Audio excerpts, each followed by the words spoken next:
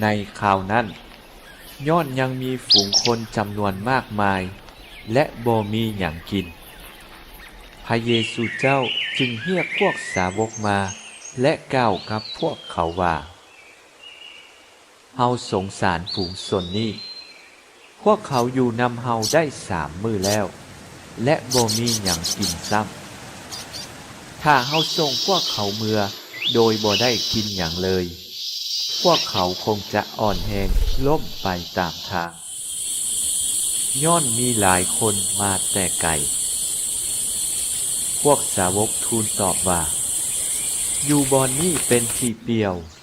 จะหาขนมปังมาแต่ใสพอให้พวกนี้ได้กินอิ่มพระองค์ถามพวกเขาว่า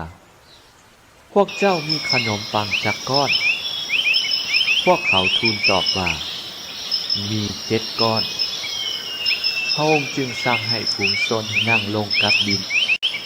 ทรงจับเอาขนมปัง7 ก้อนทรงกล่าวสมนาพระคุณทรงบิแบ่งและมอบให้พวกสาวกเพื่อแจกจ่าย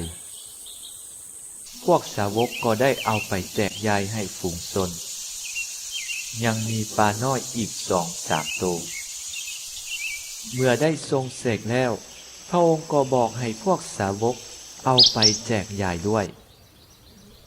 ทุกคนได้กินอิ่มและหีบโฮมเศษเหลือกินไว้ได้7 กะบุงผู้ที่ได้รับประทานมีประมาณ 4,000 คนแล้วพระองค์ก็ส่งพวกเขาเมืองแล้วทันทีพระองค์ก็ลงเรือพร้อมกับพวกสาวกไปเขตเมืองดันมานูธา